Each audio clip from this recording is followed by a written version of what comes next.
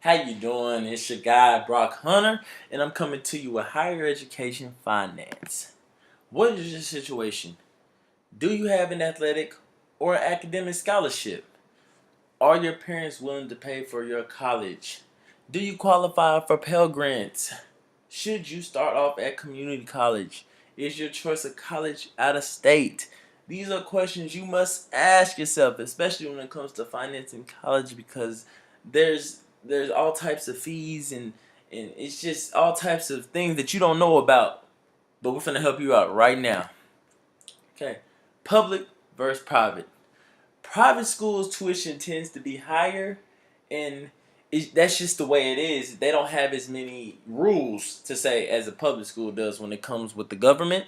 So public schools tend to have more fees. That's how they kind of balance out, how much more expensive private schools are. But public schools still are not going to be as expensive, but they have tons of fees that are definitely going to add up. Private colleges are typically smaller. This comes because private schools are more expensive, so they don't have as many students. So of course, not as many students, not as many seats, of course, which means class sizes are going to be bigger at public institutions. And then not only that, public institutions are just more popular. University of Texas at Austin, OU. Those big colleges have big sports programs. And then you have greater diversity at private institutions because they don't have quite as much out-of-state fees and things of such sort. So now let's talk about loans. You have subsidized loans, which are you won't be responsible, of course, until you graduate, and those interest rates typically end up being like 3.76, just depending on how things are going.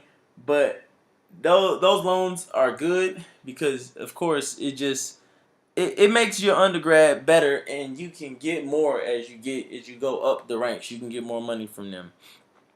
And now, unsubsidized loans, of course, the interest rates again are 3.76, but you're responsible for paying all of it. They don't give you nothing. You're responsible for all of that. So it can almost be a trap if you fall for it, but you really might need those. And direct consolidation loans are sometimes people borrow from too many places and they owe all of them at once. What direct consolidation can do is end up putting all that together and giving you one payment a month, which is good. And plus loans, also known as parent plus loans, those loans don't really have a limit, and you can go really as far as you need to get through college. And if that's not enough there, then you can get another option, which is private education loans, and that can take you all the way through. Yes, it'll be more money, but hey, you'll get a better education, of course. State government roles. The role of state government, they give out Pell Grants. Of course, you need those. States' rules can vary from state to state. Like Texas, I know they do loan forgiveness. If you're a teacher, I don't know if every state does that, so don't quote me on that. But I know that we do that because I'm a teacher, and they pay back some of your loans for you, which is wonderful. And that's the next point. It helps pay back your loan, and then it's going to help you. They help you progress your education. That's one thing. Getting an education and then furthering your education is almost just as important. Okay, now let's talk about Pell Grant. Federal Pell Grants are usually awarded to students who families are 50,000 and below, and you don't have to pay those back. Kind of equivalent to a scholarship.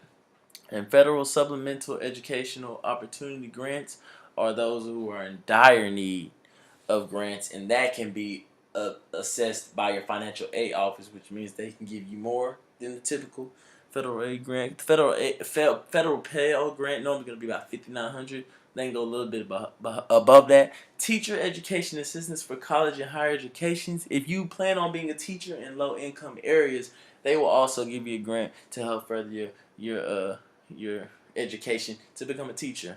In Iraq and Afghanistan service grants, students who had parents in the army or who served and have died, which I believe is similar to the GI Bill. Do not quote me on that though.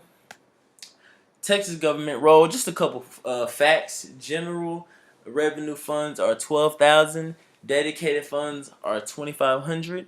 Other funds are $2,300, and federal funds are $270, and statewide total is $209,000. When you look at federal government, they have invested over $50 million annually in money to the for research at universities, and that is huge because how else do you get better?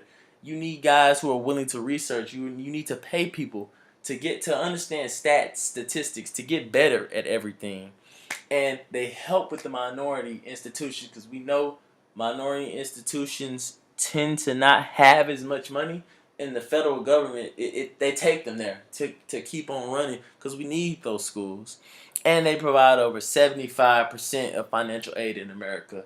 And how many of us would have graduated college without financial aid? Let's talk about federal loans.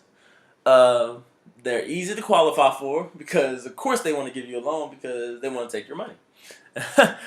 They have high interest rates. Yes, they do, but at the same time, if you need them, you need them. I mean, I had to get them. Yes, I owe a lot of money, but hey, if they want to use you, let's use them to get our education. And you don't have to pay them back until school is finished, of course.